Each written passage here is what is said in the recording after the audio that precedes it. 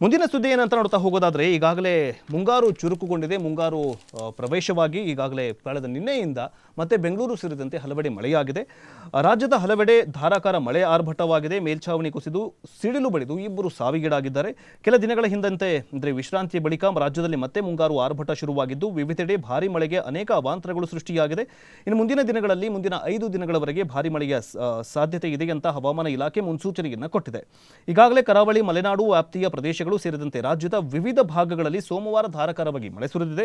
ಅದರಲ್ಲೂ ಉತ್ತರ ಕನ್ನಡ, ದಕ್ಷಿಣ ಕನ್ನಡ, ಉಡುಪಿ, ಶಿವಮೊಗ್ಗ, ಕೊಡಗು, ಚಿಕ್ಕಮಗಳೂರು, ಹಾಸನದಲ್ಲಿ ಜೂನ್ 12ರಿಂದ 13ರವರೆಗೆ ಭಾರೀ ಮಳೆಯಾಗುವ ಸಾಧ್ಯತೆ ಇದೆ ಅಂತ ಹೇಳಲಾಗಿದೆ.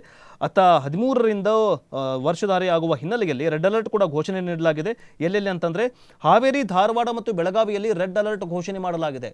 ಯಾಕಂದರೆ ಅಲ್ಲಿ ಸಹ್ಯಾದ್ರಿ ಪರ್ವತಗಳ ಪಶ್ಚಿಮ ಘಟ್ಟಗಳಿರೋದ್ರಿಂದಾಗಿ ಸ್ವಲ್ಪ ಎಚ್ಚರದಿಂದಿರಬೇಕು. ಮುಂದಿನ 3-4 ದಿನಗಳವರೆಗೆ ಭಾರೀ ಪ್ರಮಾಣದಲ್ಲಿ ಮಳೆ ಸುರಿಯುವ ಕಾರಣದಿಂದಾಗಿ ಹವಾಮಾನ ಇಲಾಖೆ ರೆಡ್ ಅಲರ್ಟ್ ಘೋಷಣೆ ಮಾಡಲಾಗಿದೆ.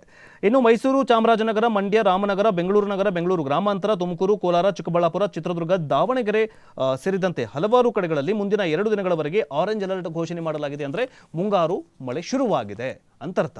ಸೊ ಈಗ ಏನಾಗಿದೆ ಅಂತಂದರೆ ಎಲ್ಲ ಕಡೆ ಈಗ ಯಾಕಂದರೆ ಮಹಾರಾಷ್ಟ್ರದಲ್ಲಿ ಗಡಿ ಭಾಗಗಳಲ್ಲಿ ಒಂದೇನಂತಂದರೆ ಮಳೆ ಕರ್ನಾಟಕದಲ್ಲಿ ಸ್ವಲ್ಪ ಕಮ್ಮಿ ಬಿದ್ದರೂ ಕೂಡ ಮಹಾರಾಷ್ಟ್ರದಲ್ಲಿ ಏನಾದರೂ ಜಾಸ್ತಿ ಮಳೆ ಬಿದ್ದರೆ ಅಲ್ಲಿ ಸ್ವಲ್ಪ ಪ್ರವಾಹ ಪರಿಸ್ಥಿತಿ ಉಂಟಾಗುವ ಸಾಧ್ಯತೆ ಇರುತ್ತೆ. ಅದಕ್ಕೋಸ್ಕರ ಸ್ವಲ್ಪ ಎಚ್ಚರದಿಂದ ಇರಬೇಕು.